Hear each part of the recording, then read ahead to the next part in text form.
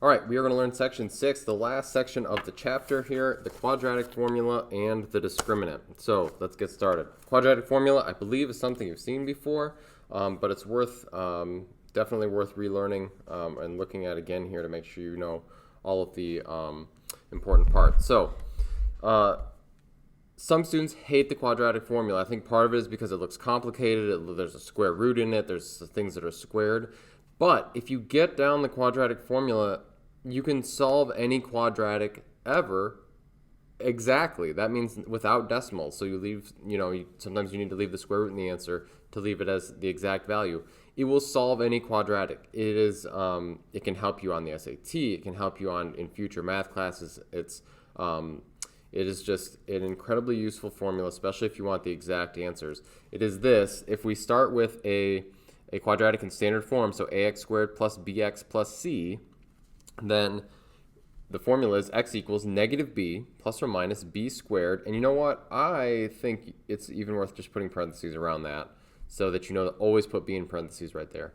Minus 4ac all divided by 2a. And the formula, you're just dropping stuff in there. But the key thing is, or one key thing, is that you've got to have it in standard form before you apply it. Okay, so when we do this first example over here, solve the following equation using the quadratic formula, we need to first get it in standard form. And I'm going to write it off to the right so I've got some space here. But I'm going to subtract 11 from both sides. And when I do that, I'll get x squared minus 10x minus 11 equals 0. Okay, so that thing is in standard form. So a, if you want to make a list, you don't have to do this every time. A is 1, b is negative 10, and then c is negative 11. All right, and so then I'm going to plug all of this into the quadratic formula. So I've got x equals negative b. That's going to be negative a negative 10, so that will be positive 10, plus or minus the square root of b squared. Now, careful, b is negative. You have to put that in parentheses when you square it. And I would just, like I said, get in the habit of always putting b in parentheses. Minus 4ac, so minus 4 times a, which is 1, times c, which is negative 11. All right? All divided by 2a. Now, I'm not going to show this out every time, but what I always start with is simplify everything underneath the square root first, and then simplify from there if you can. So in my calculator, so I'm going to use Desmos. You can use your calculator. It's actually honestly a little bit easier on a graphing calculator to type these things in, but I'm just going to put the thing underneath the root, and I'm going to put parentheses everywhere as well. So I've got negative 10, close parentheses, squared, minus 4 times 1 times negative 11. So I'll put that in parentheses. Okay, and so I get 144. Now, I do the thing underneath the root because if the answer is irrational, then I'm going to leave the square root in the answer. Okay, otherwise I would just use graphing and just get the approximation for the roots. Okay, but I'm not going to do that. I'm going to simplify underneath the root first, and then see if I can simplify beyond that. Okay, so here's what I get: x equals 10 plus or minus the square root of 144. Quick check in your calculator, you'll see that 144 is a perfect square. So it's 12 squared. So I get this: x equals 10 plus or minus 12 divided by 2. All right, so that's two things. That is either 10 plus 12 divided by 2, or it's 10 minus 12 divided by 2. There's two solutions here. And so I get 10 plus 12 is 22 over 2 equals 11. Negative 2 over 2 is negative 1. All right, and so my answers are 11 and negative 1. Now, a reasonable question that you might ask is, why can't I just graph it and find negative 1 and 11? That's true, that would work. If it's on the non-calculator part of the SAT, it's not going to work very well. But that would work for that problem. Where this really becomes useful is when you have an answer that is not a perfect square right here. So if this was like 26 or something like that, then you could just leave the answer like this as opposed to getting an ugly decimal. Until you do a few of these, you don't really see that benefit. But let's keep doing some and let's see if we can get comfortable with the formula so it doesn't take as long either. So solve the following equation using the quadratic formula. This is already in standard form. So I'm just going to pop it into the formula and see what happens. So I've got x equals negative 8, so negative b, so negative 8 plus or minus the square root of b squared, that's 8 squared, minus 4 times 1 times 16 divided by 2a. And that's just 2 times 1. So then again, what you're going to do in your calculator is you're going to put just the thing underneath the root and see what you get. What you get is negative 8 plus or minus the square root of 0 divided by 2. Okay, so, well, if it's plus or minus 0, negative 8 plus 0 is negative 8. Negative 8 minus 0 is negative 8. So you just end up with x equals negative 8 over 2. Well, that's just 4. Negative 4. Okay, so we have one solution here, which is negative 4. And it's worth looking at, I suppose, real quick. X squared plus 8x plus 16. If you look at the graph of that, it shows just one solution there at negative 4. Okay. The other one, we would have had a parabola across the x-axis, 2 spots. Okay, so let's do one where it doesn't come out nice. All right, so let's do this number 3 where I kind of know in advance that it's not going to come out nice. It's already in standard form.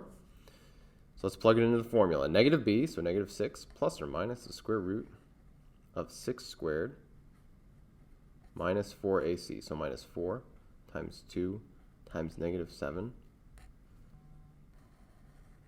divided by 2a, so that's 2 times 2. Okay. So let's simplify this. So I get x equals negative 6. And then if you put that thing underneath the root underneath the root in your calculator, you'll get the square root of 92. 92 is not a perfect square, and it's all divided by 4. 92 is not a perfect square, right? So if it's not a perfect square, you can do one of two things, and I'll tell you what. One thing you can do is simplify with the box method. So you can put 92 up in the box, okay, and then simplify it down, reduce the radical. And the fraction might even simplify further. For this class, for regular algebra 2, I don't think it's that big a deal to simplify the root. So I think if you leave it like this, this is a fine answer. You do not want the decimal for this, though, because the whole point of this is that you can get the exact value. So square root of 92, when you put that into the calculator, so we do square root of 92, this is what your decimal is. It's a repeating decimal. It's an irrational number, is what that's called. So this has 2 irrational solutions. Those are decimals that go on forever. So it's much better, and we call it the exact value, if we just leave the square root in. Okay, so I know this looks ugly, but there's our 2 solutions. Negative 6 plus root 92 over 4, negative 6 minus root 92 over 4. Okay. It's also possible to get some imaginary solutions. So let's solve this one real quick. So if I move the 10 over, I get this, x squared minus 6x plus 10 equals 0. All right. And so it's in standard form. I'm going to plug this into the quadratic formula. Negative b, so that's negative of a negative 6. That's positive 6 plus or minus the square root of b squared. So that's negative 6 squared minus 4ac, so minus 4 times 1 times 10, all divided by 2a, so that's just 2 times 1. Underneath the root, here's what you get. When you simplify, or when you use your calculator to get underneath the root, you end up with the square root of negative 4. So you get this 6 plus or minus the square root of negative 4, all divided by 2. Okay, square root of a negative. Not a big deal. You know how to handle that, hopefully. So I can just write this, I square root of 4. Okay, square root of 4 is a perfect square, so that's just 2. So I get this, x equals 6 plus or minus 2i over 2. Well, check this out. I can take this fraction, and I can divide 2 into both of these. So 6 divided by 2 is 3. So I get 3 plus or minus 2 divided by 2 is 1. So 1 times I is just I. So my 2 solutions here, I get 2 imaginary. 2 imaginary solutions. Right, so that's a possibility. So 2 irrational solutions is a possibility. 2 imaginary. This is 1 real. Or you can get 2 real solutions. I don't have room to write it up here, but 2 real, 1 real, 2 irrational, 2 imaginary. All of this depends on this number underneath the root, right? That's what it comes down to. If this is negative, you get a square root of a negative. If this is 0, you get one answer. If this is positive number, you're going to get 2 irrational, or possibly, if it's positive like this one, 2 rational. It just means that they are not, that they're numbers that can be written as a fraction. So anyway, it all hinges on that number underneath the square root. It turns out that number underneath the root has a name. It is called the discriminant, okay? So b squared minus 4ac is the discriminant. And some of the questions in this section will ask you to just analyze the discriminant and then tell how many solutions will there be and will they be real or imaginary based on the discriminant. So for this one, we want to find the value of the discriminant in the equation and determine the number and type of roots. Okay, so that means how many roots and are they real or imaginary? So, so let's write that out. So the discriminant would be b squared, so that's negative 11 squared. You have to put this in parentheses when you square it. Minus 4 times a, which is 7, times c, which is 5. Okay, you compute that, put that into your calculator. This is what you end up with, negative 19. So if the discriminant is negative, you're going to get the square root of a negative number, which means you'll end up with 2 imaginary solutions. Okay. Let's do another one. Like I've been saying throughout the year, you should pause, try this one on your own, see how you do. All right, I'm going to compute this now. So it's going to be b squared, which is 22 squared, minus 4 times 1 times 121.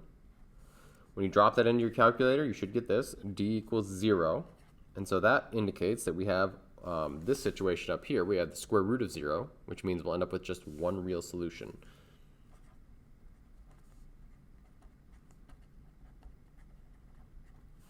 Okay, and so that's it for the quadratic formula. What you want to do is in your textbook, right before the assignments, like the page before, 2 pages before, there's a nice little chart for the discriminant. It tells you if the discriminant is positive, negative, perfect square, what's going to happen. That chart's pretty useful, but I didn't print it out for you or put it in the notes. But the discriminant all comes back to taking the square root of that number. What does that mean for your solutions?